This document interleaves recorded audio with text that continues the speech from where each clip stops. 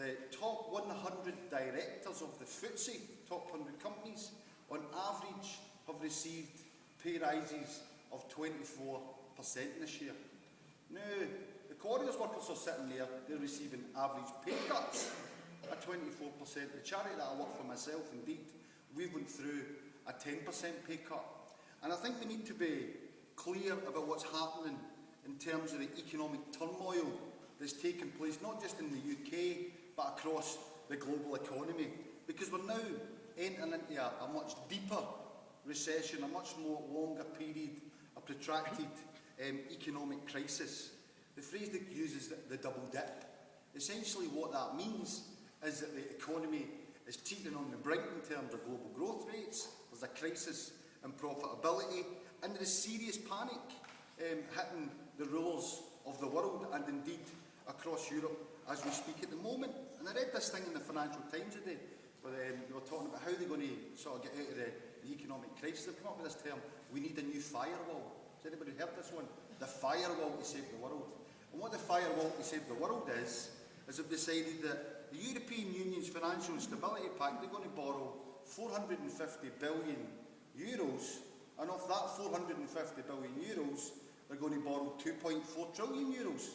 And what are they going to do with that 2.4 trillion euros? They're going to hand that money to the banks. In other words, they're going to repeat the exact same process that led us into this crisis in the first place. And we should be absolutely clear about it.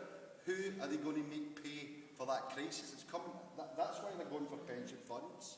That's why they're closing schools and hospitals. That's why they're ripping up national agreements for construction workers. And the scale of the offensive, if you want to know how deep and what's coming in terms of our way, you just have to look at what's happened in Ireland and what's happened in Greece. I don't know if folk watched Newsnight last night, but Paul Mason, the economics correspondent, did a very good report in Newsnight last night where he talked about not just the economic crisis, but the social collapse of that society, where living standards for millions of people have dropped by 40%. Can you imagine 40%, losing 40% of your income? I mean, it's an absolutely devastating attack. Ireland's got under very similar circumstances. Suicide rates in Greece have doubled in the last year. The levels of homelessness, the levels of despair, the levels of social dislocation are absolutely massive. And surprise, surprise, crime's doubled in Greece in the last year. As poverty increases, as desperation increases, folk will adopt any methods to try and survive. And I think we should remember that in terms of the scale of it. And what's happening in Britain, I mean, I describe it, David Cameron, as Thatcher on steroids. Because what they are essentially planning for British workers and for people in British society is a form of sadistic monetarism. There's no other way to describe what the plan is and what they're actually trying to do. You're now talking about 2.5 million people on the dole across Britain.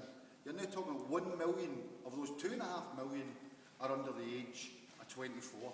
That's a huge catastrophe for anybody who's lived through the 80s and they went through the experience of Thatcher and the so-called lost generation. That is exactly what they have planned for us.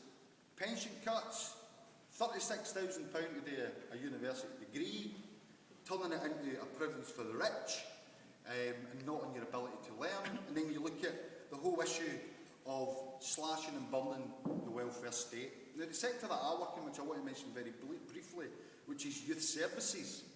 In Glasgow alone, there's been about 20-odd children's homes being closed. They're closing all the crisis centres for people in Glasgow. The emergency homeless services, you phone up. There's no facilities, and they're trying to create a major catastrophe because they don't care about ordinary working class people in our society. And on top of that, what they're now doing is trying to blame the victims. And I think we have to be aware of this, that the Tories, it's not just an economic offensive, it's an ideological offensive. Because they want to divide the resistance and they want to divide their movement. That's why there's been a national campaign to evict those innocent travellers' families at the Dale Farm. And actually good on them for fighting and resisting and winning at this particular stage. And then you look at the racism that this condemned government is absolutely fueling the racist and fascist thugs in the English Defence League. We need to be aware of it, and we need to oppose racism as much as we can. And that's why I was so delighted to see that in Tower Hamlets a couple of weeks ago, not one Nazi and not one racist set a foot in Tower Hamlets that day. And that's because black, white, gay, straight, trade unionists, unemployed, students, they marched in their thousands, not only to stop the English Defence League from marching there, but they also defied Theresa May's ban, saying that no one will protest for 30 days. And we should remember that part of their attacks is to refuse their right to protest. And I think the final thing I want to mention is the stuff around the rioters, because I think we have to say about the riots that the real looters in Britain today are the bankers. It's the Tories that are looting. They are the real vandals in our society. And I agree with what people have said. There are plenty of places they want to send young people. They're called prisons.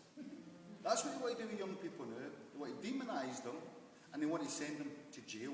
And what we should be arguing for is more apprenticeships and less prisons to create hope for young people and not the despair that the Tories are lining up for the next generation of our young people. Now I want to sort of just end in looking at the resistance and what's happening, because I think the call at the TUC Congress last week for coordinated mass strikes across the public sector on November the 30th is a hugely significant step forward in the battle against austerity in Britain. It's hugely significant. The fact that the big battalions, Unite, Unison and the GMB, are joining the action is a major step forward. And let's be clear again, the stakes here are incredibly high over the coming months. And I think the tasks facing the trade union movement, the student movement, the anti-austerity movement is how do we break this coalition government. The strategy has to be to break this government and bring this government down, because that's the scale of the crisis. That's the only thing that will stop them in their tracks. And I think what's changed, certainly since June the 30th, and what will change over the coming weeks, is that the trade union movement will now be centre stage. They're now at the centre of the resistance taking place across Britain. And that means that millions of workers, pensioners, students, community campaigners are looking to the union movement to lead a serious and real fight back. And in that fight back, as Brian said, we should be clear. Dave Prentice said we should expect a Labour Party leader to support us. I don't think we should expect Miliband to support the strike. We should demand it to support the strike. And I think the same goes for Alex Salmond. You should be saying to Alex Salmond, you're not neutral in this, Alex. You're a player here, and actually you need to support the strikes and actually lead some resistance as well if you expect people to support you in the elections. And I think it's important that we raise the question of which side are you on.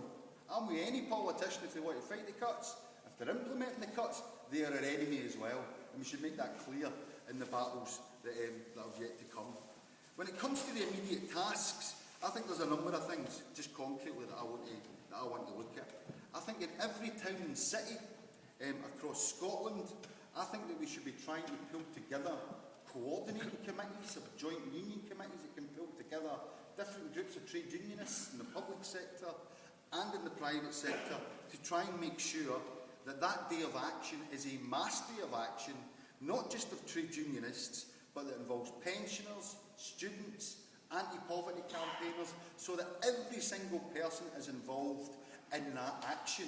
People in my work are saying to me, are we getting balloted? We're not getting balloted. The folk want to get balloted, and we need to make sure there's a channel for everyone to be involved in that action. That's why we as the Right to Work, will be trying to organise a coordinating meeting on the 11th of October. So just my absolute final point, Tory Party conference. We want to wrap a human chain around that conference. They need to know that we're coming for them, that November the 30th is the start of a movement to bring down the Tory government, not the end of it. So we encourage folk to start with Saturday, let's build the resistance and let's unite it. I'll end with an analogy. It's like a river. You know, the greatest rivers in the world are made of tributaries. And what we need to do is bring all the little streams of resistance together into a giant river which can bury the Tory government and actually break the austerity campaign and fight for a better world. That's what we're really fighting for.